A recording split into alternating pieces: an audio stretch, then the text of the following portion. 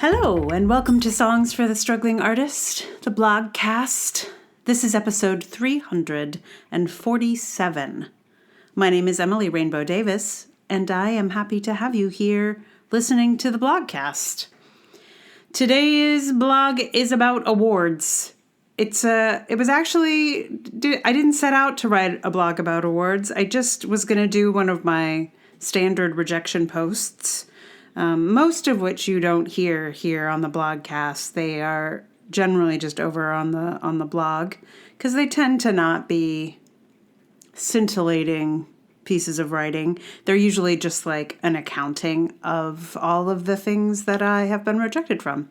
I don't do quite as many of these as I used to. I used to do like one per rejection, and then I started collecting them, and then I stopped applying for things.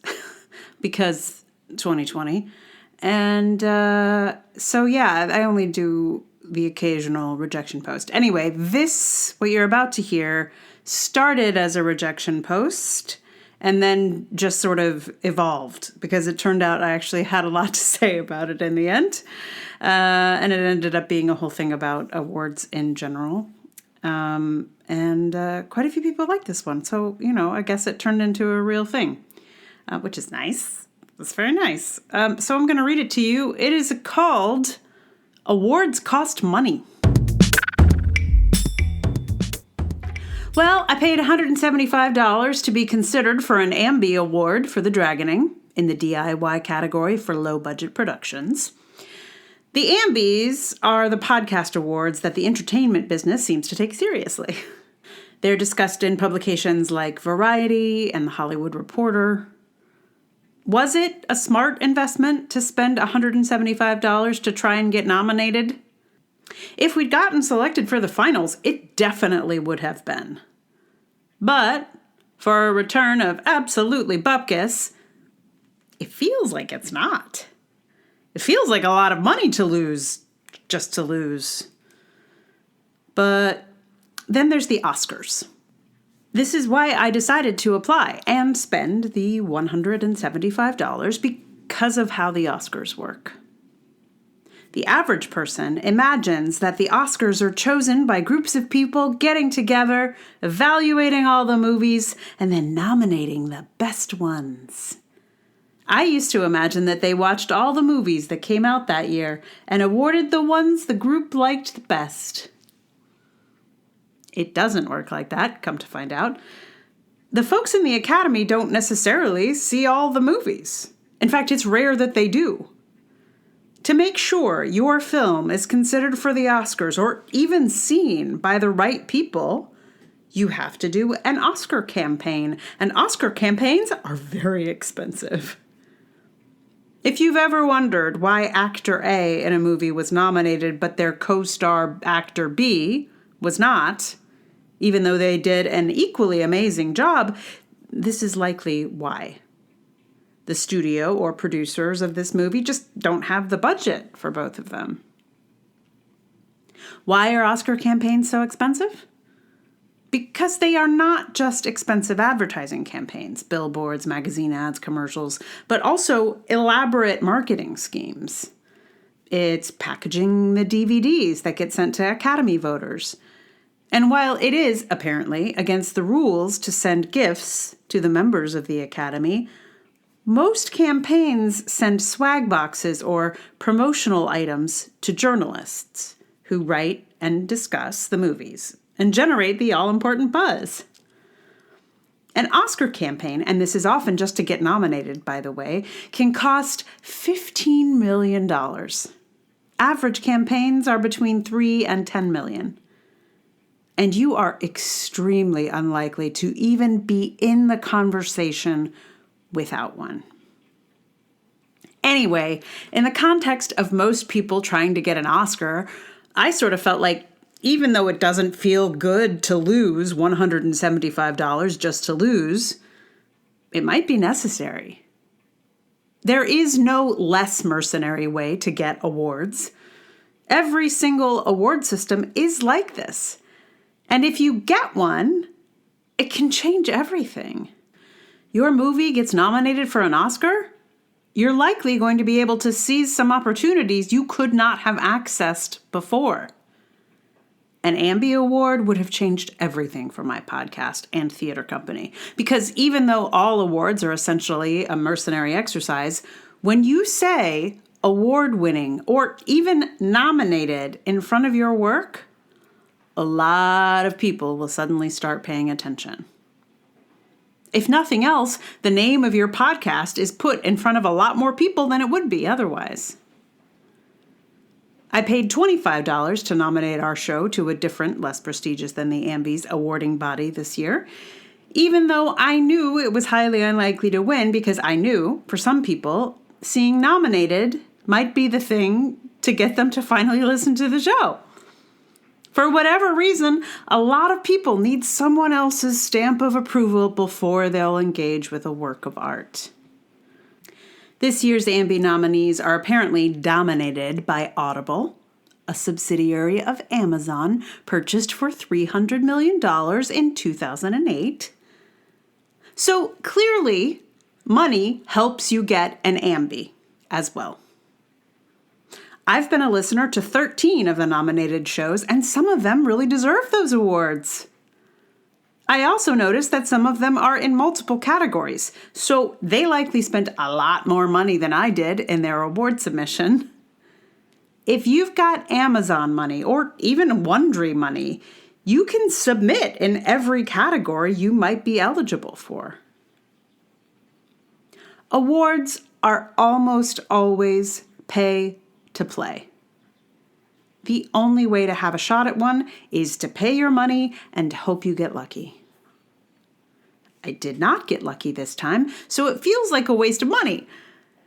But maybe what I need to do is figure out a way to get some swag boxes to some journalists.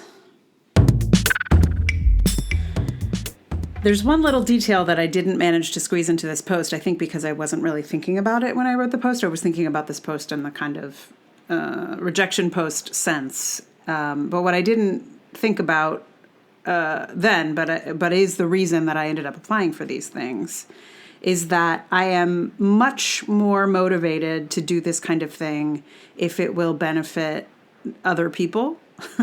So if this were for this podcast, for example, like if I submitted this podcast to the Ambies, I've never done it, obviously.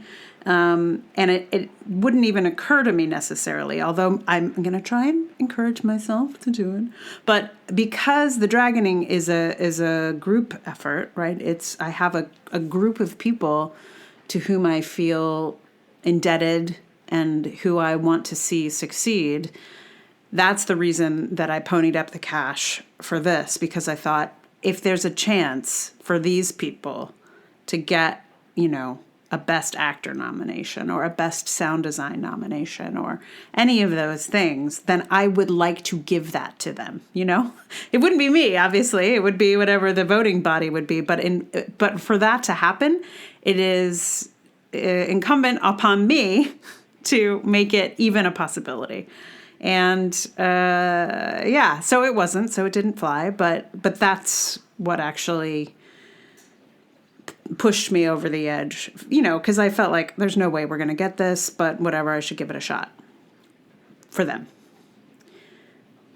Anyway, and that's probably how Oscar campaigns also happen, it's like the producers are like, I don't really want to spend $13 million to get Olivia Colman to be the best actress, but I sure would like to see Olivia Colman be the best actress. So I guess I'm going to find that $13 million or however much it cost. I don't know. Maybe not probably as much as something that was a little bit bigger budget. Who knows? I did not look into the finances of The Favorite. You know what I'm saying.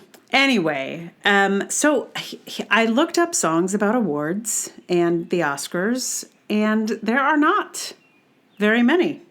I gathered maybe 5 possible award-themed songs, and most of them were participation award songs. So there are very few about, the Oscars or the Academy. I don't think there are any, in fact, that I could find. But there is a glut. Okay, I can't call it a glut, but a surprising amount of songs on the Participation Award theme. And what I realize is that this notion of a Participation Award, I think has loomed really large in generations that are younger than me. So I think most of these songs are actually by Gen Z writers, singers, but they might be like young millennials also. And I know, participation awards weren't really a thing in my youth, or if they were, they were not. If I ever got one, which I can't imagine I did, but if I did, it didn't make any kind of impact. But I know, millennials and probably Gen Z have taken a lot of shit for receiving a lot of participation awards. And it's funny because I think about it and I'm like, it's clearly had an impact on those generations. And they didn't give the participation awards to themselves. Like, it's not their fault they were given participation awards. Who gave them the participation awards? That's who we need to be talking to about their participation awards. Anyway, it's an interesting, like, that there are so many songs and pieces that are connected to this idea of a participation award is it's very interesting. It's not related at all to what I'm talking about here, but it's literally the only kinds of songs I could find about awards. So I'm going to give you a participation award song shortly. And I found it absolutely fascinating. A little glimpse into things that are difficult for generations behind me. And I'm sorry that's happened to you, Generation Z and millennials. So I'm going to play you a song called Participation Award in just a moment. But meanwhile, I thank you so much for listening. And if you like this experience, please tell someone about it. Like, review, subscribe. Hey, nominate me for an award. It probably would cost you money, though. So I don't even know that that's possible. But if you hear of an award that I should nominate myself for, please let me know. Anyway, again, thank you. And also, if you would like to support this podcast, that would be amazing. We have patreon.com/Emily R. Davis is the primo spot for support. But there is also PayPal, Ko-fi. All those links are in the show notes. On Ko-fi right now, I have a fundraising campaign to kick off for this residency I got accepted to and have to pay for. I'll be writing a post about it. Don't worry, you're going to hear more about it. But I'm going to try and raise the funds to get myself to Crete this summer. So right now, if you feel like it, Ko-fi would be a nice place to go and drop $1 or $2 or $5 or $10 or $100. You know what I'm saying, to help me get to Crete. So that would be. If you're feeling it, that's a place to go. And thank you for listening, mostly. So, participation award, briefly. Before I sing you this song, I'm gonna say, I will say I want to direct you to a couple of others that I was looking at. My favorite is called Participation Award, and it's by a comedian called Jude Pearl, Perl. She's a comedian. They're a comedian in Australia, and there's a lot of fantastic songs that I've discovered in trying to find this song, and what a delight.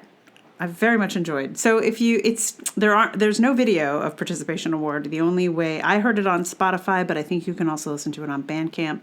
Anyway, I recommend it. It's very show-tuney and fun. It would have been impossible on either of the instruments I play, but it's good fun. So check it out. And then the other one is called Participation Trophies, by someone called Madeline. And it looks like it was a hit on TikTok. So that's fun. Anyway, that song was also very enjoyable. And there are a couple others, but those are the two. And then there's this one. So this one is from a television program that I had never heard of before because I guess I'm Gen X, and this is, I'm going to say, maybe a Gen Z phenomenon. Could be millennial. Couldn't quite tell. But there was a show called Bizarre Varks that Olivia Rodrigo, whose name I had heard before, was one of. And I don't know anything more about the show. I'm sorry. And I'm sure this is like if someone was like, there's this show called Sesame Street that people watch. Anyway, I apologize for my ignorance of children's programming in a particular era. But this song is like, it's like a little rap that these two girls do. And it's very silly. And it was possible for me to cover it. So you're going to hear a beat that's like a loop from GarageBand. It's called Ambition, which I really appreciate.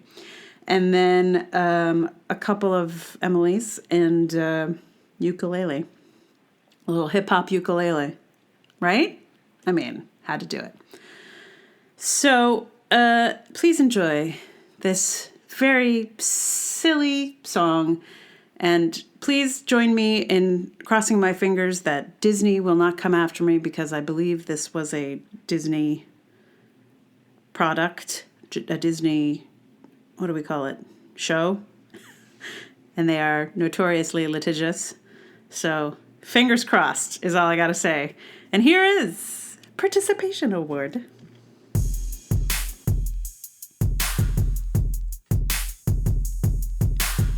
Watch out, everyone. That's right. We are winning awards for everything. And we don't mean to brag, but look what we got. Participation Award! Participation Award!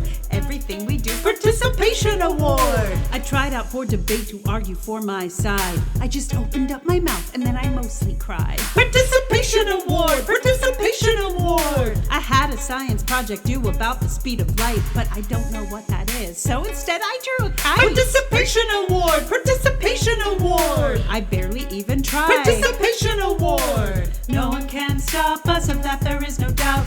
We must be really gifted, cause they don't just hand these out. I joined a running team and waited for the whistle, then I ran the other way. Participation Award! I tried to cook a chicken, but I didn't have a chicken. Participation Award! I hula hooped for 2 seconds. Participation Award! Oops, I dropped my ice cream. Participation Award! I actually didn't participate. Participation Award! Participation Award! Everything we do, Participation Award! No one can stop us, of that there is no doubt. We must be really gifted, cause they don't just hand these out. Do you think we're getting these awards for nothing? It's almost like everything we do, Participation Award. Participation Award! Participation Award! It still feels good to win Participation Award! No one can stop us, of that there is no doubt. We must be really gifted, cause they don't just hand these out. Do they? Participation Award!